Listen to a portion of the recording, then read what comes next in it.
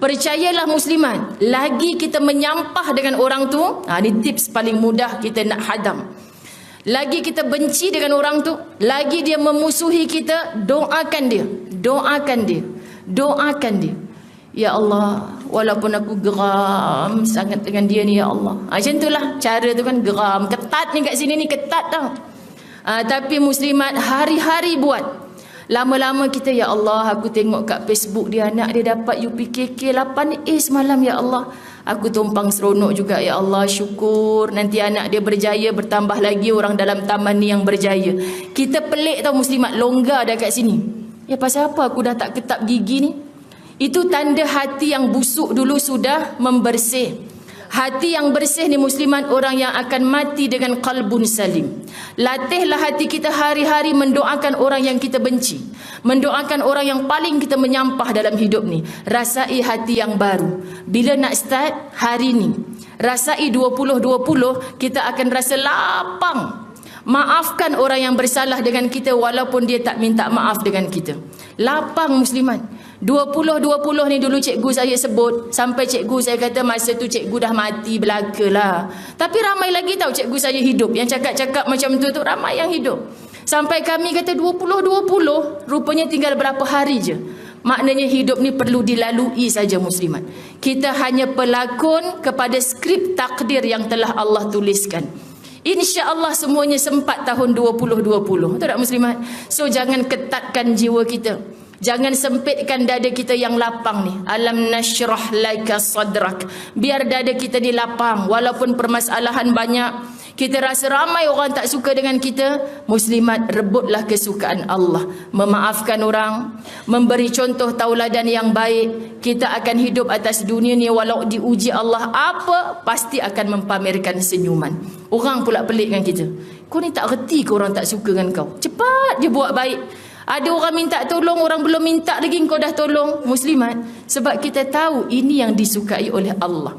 Berbahagialah bila dapat jiwa yang begini. Kita tak lahir lagi jiwa yang begini sebab kita rasa orang tu tak suka kita, orang ni tak suka kita.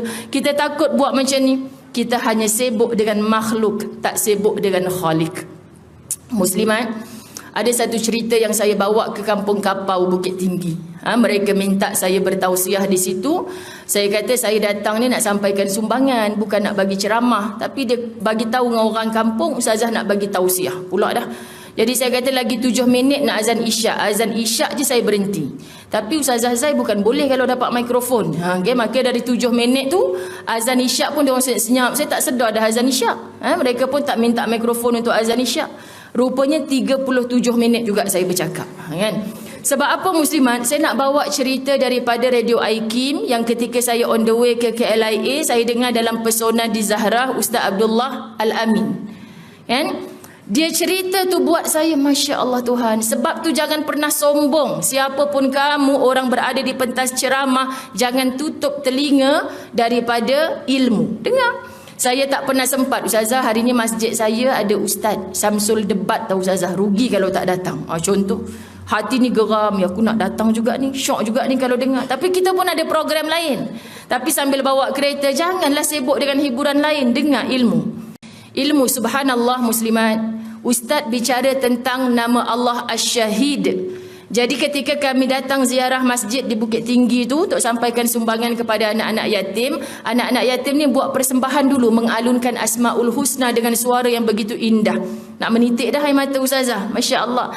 Ada disebutkan nama Asy-Syahid. Jadi saya nak ulaslah kalimah tu, bergantung terngiang-ngiang lagi ceramah yang saya dengar dalam Radio Aikim tu. Saya kata Ustaz menceritakan tentang nama Allah Asy-Syahid yang maha menyaksikan. Siapa ni muslimat dirahmati Allah? Ustaz bercerita tentang seorang pembesar Baghdad. Dilantik muslimat, kalau sekarang ni diviralkan wajah siapa pemimpin baru kita, ada terpampang wajahnya di dada-dada akbar. Lalu rakyat semua kenal siapa Perdana Menteri, siapa ketua kampung, kenal. Orang dulu-dulu muslimat tak kenal sebab tak jumpa wajah ni, tak nampak di mana-mana. Jadi pembesar ni yang dilantik, sikapnya Masya Allah suka berjalan, bertemu dengan rakyat. Satu hari dia terjumpa mayat yang dicampak di hujung jalan, tak dipedulikan. Dia tanya, kenapa tidak ada siapa yang menguruskan jenazah? Biarkan ini orang jahat. Jangan uruskan jenazahnya, ni orang jahat.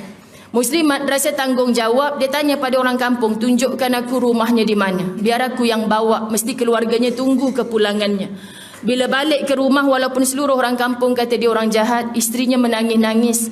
Abang, kan saya dah cakap jangan buat kerja macam ni. Akhirnya tengok apa yang jadi pada diri abang. Orang tak pandang abang. Menangis-nangis isteri dia. Pelik dah pembesar ni.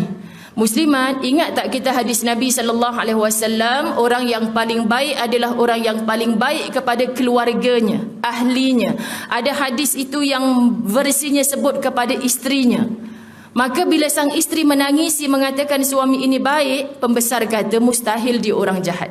Sebab tu kita jangan syok sangat kalau seluruh orang kata kita baik tapi suami kita kata tak baik. Suami kita panas duduk sebelah kita, muslimat. Itu jangan syok sangat tau. Lantaklah abang suka ke tak suka, tapi semua orang suka dengan saya. Ini masalah besar ni dalam hidup. Muslimat. Suami pun macam tu. Kan kita menyampah je dia jadi ketua kan, bercakap dekat atas mimbar kan main lagi. Tapi kat rumah dialah manusia yang paling tak baik. Kan ada yang macam tu, muslimat.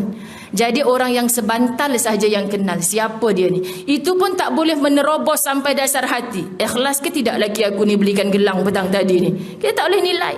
Tantah ada bawang di sebalik mi, ada udang di sebalik mi. Kita tak boleh nilai, muslimat. Hanya Allah yang boleh menilai. So isteri ni kata, muslimat dirahmati Allah, dia ni seorang peniaga yang untungnya selalu besar, banyak. Bila dapat keuntungan dia akan masuk ke sarang-sarang pelacuran. Dia bayar lelaki-lelaki yang nak membeli wanita-wanita penzina. Lalu disuruh balik, dah tak payah langgan pelacur. Biar kurang orang yang berzina pada malam ni. Balik. Dia gunakan duit dia. Dia tahan lori-lori yang membawa arak nak hantar stok ke kampung dia, muslimat. Beli seluruh satu lori ni. Dia kata apa? Aku pecahkan balik supaya tak ada orang mabuk dalam kampung aku. Aku bukan pendakwah. Aku tak pandai nak mengajak kepada yang baik-baik. Tapi aku cuba untuk mengurangkan perkara yang Allah murka dekat kampung aku ni. Ini peranan setiap kita sebagai pendakwah. Jangan kata ni tugas ustaz lah ni, tak cerita dekat orang awam ni. Setiap kita adalah pendakwah, muslimat. Lalu pembesar kata, lalu apa yang terjadi? Aku selalu bagi tahu, orang tak tahu yang abang pergi sarang pelacuran tu nak buat benda baik. Orang nampak abang pergi buat benda jahat. Nanti orang takkan pandang abang. Mati abang akan terhina. Isteri dia selalu nasihat. Dia sebut apa, muslimat? Biarkan ketika seluruh manusia tidak memandang aku tahu saat itu Allah sedang memandang aku. Kerana Allah ini asyahid. Dia bukan nampak tudung ustazah bunga-bunga saja, muslimat. Dia bukan nampak dalam ni pakai rantai ke tidak. Kat leher tengkuk ni ada parut, ada tai lalat ke tidak. Bukan itu saja yang dia nampak. Tapi dalam hati ni ada apa, Allah nampak. Maka muslimat dirahmati Allah, dia kata, engkau perhatikan saja nanti mati aku akan dijemput dengan penuh kemuliaan, akan disolatkan oleh pembesar-pembesar negara dan mufti-mufti yang termulia. Ternyata muslimat bila pembesar dengar macam ni, diangkat jenazah ini bawa masuk ke dalam istana, dipanggil seluruh pembesar. Yang solat jenazah pada ketika itu untuknya adalah seluruh mufti-mufti negara. Maknanya apa? Atas dunia lagi sudah dimuliakan. Sebab dia tak sibuk dengan pandangan manusia, tapi dia sibuk dengan pandangan Allah. Kita hari ini hidup, kenapa air mata saya mengalir ketika menceritakan, muslimat? Kita hari ini terlalu sibuk dengan pandangan manusia. Kita terlupa dengan pandangan Allah. Fikirkan di mana saat akhir hayat kita ni benar-benar tak dapat husnul khatimah. Itulah ciri orang husnul khatimah. Saat hidupnya tidak dipandang, tapi saat matinya dimuliakan. Itu baru di atas bumi diurus jenazah. Ingat ya, ketika satu ajal sampai kepada kita, dua makhluk yang sibuk. Malaikat bernama makhluk sibuk menguruskan rohnya. Manusia sibuk menguruskan jasadnya. Faham, muslimat? Jadi dua-dua ni, roh dan jasad kita. Roh dimuliakan, malaikat yang bawa. Jasad, manusia yang muliakan. Ini tadi, muslimat, manusia pun tak muliakan dia. Bayangkan nanti macam mana keadaan kita apabila matinya kita. Maka kita belajar dari cerita ini, Masya Allah, aku ni sudah betul-betul sibuk dengan perhatian Allah ke tidak? Berbanding dengan perhatian makhluk.